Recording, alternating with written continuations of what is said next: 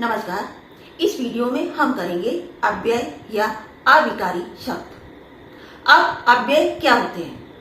अव्यय जो शब्द है ये शायद आपने पहली बार सुना होगा, यदि आप अभी पढ़ रहे हैं तो, क्योंकि अभी तक आपके कोर्स में नहीं आया।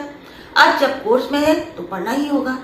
बच्चों, अव्यय के अंतर्गत जो शब्द आते हैं उन्हें हम सुबह से लेकर शाम तक न जाने कितनी बार बोलते हैं। तो सबसे पहले हम जानेंगे अव्यय की परिभाषा। ऐसे शब्द जिनके रूप में लिंग, वचन, काल के अनुसार कोई भी बदलाव नहीं आता, उनमें कोई भी चेंज नहीं आता, ऐसे शब्द कहलाते हैं अव्यय। कुछ वाक्य देख लेते हैं पहले। हालांकि सैकड़ों की संख्या में होते हैं अव्यय शब्द। यह गाड़ी धीरे धीरे क्यों चल रही है? यह धीरे धीरे अव्यय शब्द है।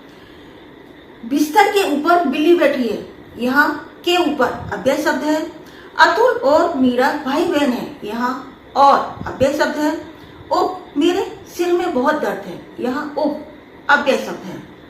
मैं तुम्हारे साथ नहीं जाऊंगा, यहाँ पर नहीं अव्यय शब्द है। अब अव्यय और अविकारी, तो बच्चों अव्यय को ही हम अविकारी शब्द बोलते हैं। दोनों का मतलब एक ही है, लेकिन यदि हम शब्द की दृष्टि से देखें तो दोनों का अर्थ थोड़ा डिफरेंट है। कैसे कि अव्यय का मतलब होता है जो खर्च ना हो, और व्यय का मतलब होता है खर्च करना। तो अव्यय का अर्थ क्या हुआ? जो खर्च ना हो। ठीक उसी तरह से अविकारी, अविकारी शब्द में विकार का अर्थ होता है परिवर्तन या बदलाव। और जब हम विकार को अविकारी कहते हैं तो उसका अर्थ क्या हुआ? जिसका परिवर्तन ना हो, यानी कि जिन शब्दों में परिवर्तन ना हो उन्हें हम कहेंगे अविकारी। ठीक है, तो दोनों का अर्थ क्लियर हुआ। इन्हें हम एक उदाहरण के द्वारा समझेंगे कि एक छोटा सा वाक्य लेते हैं, मैं वहां रहती हूँ। इस वाक्य को यदि हम देखेंगे लिंग की दृष्टि से, यदि हम देखेंगे तो लिंग के कितने भेद होते हैं? लिंग के दो भेद होते हैं, स्त्रीलिंग और पुल्लिंग। तो यहाँ पर लिंग कौन सा है? स्त्रीलिंग है, मैं वहां रहती हूँ। अब इसी को यदि हम पुल्लिंग में परिवर्तित करते हैं तो हमारा वाक्य बनेगा मैं वहां रहता हूँ। तो रहती का क्या हो गया? रहता हूँ हो गया। ठीक है, अब इसी को यदि हम वचन की दृष्टि से इस वाक्य को जब हम बदलेंगे तो वचन कितने प्रकार के होते हैं? वचन दो प्रकार के होते हैं, एक वचन और बहुवचन। अभी ये वाक्य एक वचन में है, यदि इसको हम बहुवचन में बनाएंगे तो वाक्य किस तरह से होगा? हम वहां रहते हैं। ठीक है, तो मैं की जगह क्या हो गया? हम हो गया, और रहता हूं की जगह रहते हैं हो गया। यानी कि क्रिया और ये जो सर्वनाम है इसमें परिवर्तन हो गया है। अब इसी को यदि हम काल की दृष्टि से इस वाक्य को यदि हम बदलते हैं तो काल कितने प्रकार के होते हैं? काल तीन प्रकार के होते हैं, वर्तमान, भूतकाल और भविष्यकाल। तो अभी बात हो रही है वर्तमान काल की। जैसे मैं वहां रहती हूँ, वाक्य किस काल में है? वर्तमान काल में है। अब इसी को यदि हम भूतकाल में बनाते हैं तो वाक्य हमारा बनेगा कि मैं वहां रहती थी। ठीक है, मैं वहां रहती थी, वाक्य भूतकाल में चला गया। अब यदि इसी को हम भविष्य काल में बनाते हैं तो क्या बनेगा? मैं वहां रहूंगा। ठीक है, अब यहाँ आप देख सकते हैं कि क्रिया में परिवर्तन हो रहा है, सर्वनाम में भी परिवर्तन हो रहा है, लेकिन एक शब्द बचा है वहां, उसमें कोई भी परिवर्तन नहीं हुआ, और यही शब्द हमारा कहलाएगा अव्यय। तो अब आप देख सकते हैं कि जो हमारी परिभाषा है कि लिंग, वचन, कारक, काल के अनुसार जिन शब्दों में कोई परिवर्तन नहीं होता या फिर लिंग, वचन, कारक, काल का उन पर कोई इफेक्ट नहीं पड़ता, कोई प्रभाव नहीं पड़ता, ऐसे शब्द कहलाते हैं अव्यय या अविकारी शब्द। अब हम करेंगे अव्यय के भेद। तो अव्यय के कुल 5 भेद होते हैं: क्रिया विशेषण, संबंध बोधक, समुच्चय बोधक, विस्मयादि बोधक और निपात। क्रिया विशेषण यानी कि एडवर्ब। अब क्रिया विशेषण को समझने के लिए आपको जानना होगा कि विशेषण क्या होता है। विशेषण उन्हें कहते हैं जो संज्ञा या सर्वनाम शब्दों की विशेषता बताते हैं। ठीक, सबको पता है। अब यहाँ हम बात करें क्रिया विशेषण की, तो जब क्रिया की विशेषता बताई जाती है, यानी कि ऐसे शब्द जो क्रिया की विशेषता बताते हैं उन्हें हम कहेंगे क्रिया विशेषण। जैसे वह धीरे धीरे चलता है। अब चलना क्या है? क्रिया है। तो क्रिया कार्य कैसे कर रही है? धीरे धीरे कर रही है। तो यहाँ पर धीरे धीरे अव्यय कहलाएगा। कौन सा अव्यय?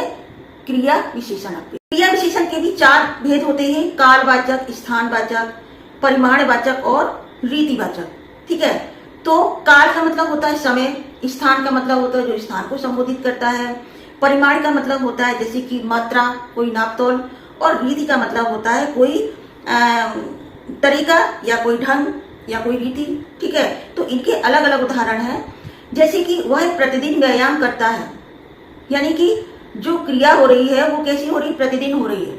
ठीक है। स्थान मतलब बाहर धूप निकल रही है, तो स्थान बताया गया है कहाँ पर? बाहर। उसी तरह से परिमाणवाचक क्रिया विशेषण की बच्चे बहुत शोर कर रहे हैं। अब परिमाणवाचक जो शब्द होता है उसकी जो नापतोल होती है उसको कभी कभी अनकाउंटेबल होती है, हम नहीं नाप सकते हैं। तो हमने क्या कहा कि बहुत शोर हो रहा है। अब बहुत से मतलब कम भी हो सकता है, ज्यादा भी हो सकता है। ठीक है। अब आता है रीतिवाचक क्रिया विशेषण। यह गाड़ी धीरे धीरे क्यों चल रही है? तो धीरे धीरे यहाँ पर रीतिवाचक क्रिया विशेषण होगा। अब आता है आपका दूसरे नंबर पर संबंध बोधक यानी कि प्रपोजिशन।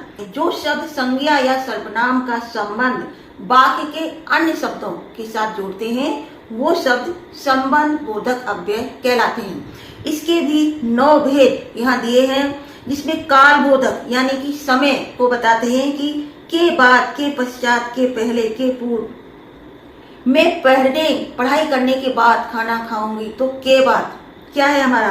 काल बोधक शब्द है। ठीक है। स्थान बोधक जो स्थान को बताता है, जैसे कि के अंदर, के भीतर, के सामने, के ऊपर। इसका उदाहरण आप मुझे कमेंट्स में बताना।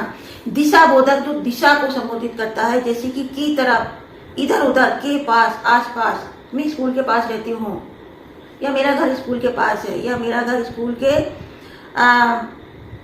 निकट है। उसी तरह से साधन बोधक, विरोध बोधक, समता बोधक, विषय बोधक, संग्रह बोधक, बहुत सारे इसमें दिए हुए हैं। अब हम करेंगे समुच्चय बोधक, जिसे हम अंग्रेजी में कंजक्शन कहते हैं। तो जिन अव्यय शब्दों के द्वारा 2 अथवा 2 से अधिक शब्दों या वाक्यों को जोड़ा जाता है वे समुच्चय बोधक शब्द, समुच्चय बोधक अव्यय कहलाते हैं। जैसे कि अतुल और मीरा भाई बहन हैं। अब यहाँ पर 2 शब्दों को जोड़ा गया है कि अतुल और मीरा भाई बहन हैं। यहाँ और क्या है? अव्यय है। और उदाहरण इसका देखेंगे कि वह घर का काम करती है और पढ़ाई भी करती है। यहाँ पर हमने 2 वाक्य लिए हैं और 2 वाक्यों को हमने अव्यय के द्वारा, अव्यय और के द्वारा जोड़ा है। तो यहाँ पर आप देखेंगे दोनों ही सेंटेंसेस में हमने 2 शब्दों को जोड़ा है और दूसरे सेंटेंस में हमने 2 वाक्यों को जोड़ा है। किसके द्वारा? और के द्वारा। अब समुच्चय बोधक के जो भेद हैं, समुच्चय बोधक जो अव्यय है उसके जो भेद हैं वो भी कितने प्रकार के हैं? 2 प्रकार के। समानाधिकरण समुच्चय बोधक और व्याधिकरण समुच्चय बोधक। और समानाधिकरण का मतलब ये है कि समानता प्रकट जब होती है। अब इस तरह के भी जो भेद हैं इसके वो 4 प्रकार के हैं, संयोजक, विरोधवाचक, विकल्पवाचक, परिमाणवाचक। ठीक है। अब जो व्याधिकरण जो समुच्चय बोधक है जो विरोध प्रकट करते हैं। इस वीडियो में हमने अव्यय क्या होता है ये देखा, उसके भेद, क्रिया विशेषण, संबंध बोधक और समुच्चय बोधक को किया। नेक्स्ट वीडियो में हम करेंगे विस्मयादि बोधक अव्यय और निपात शब्द। Thanks for watching.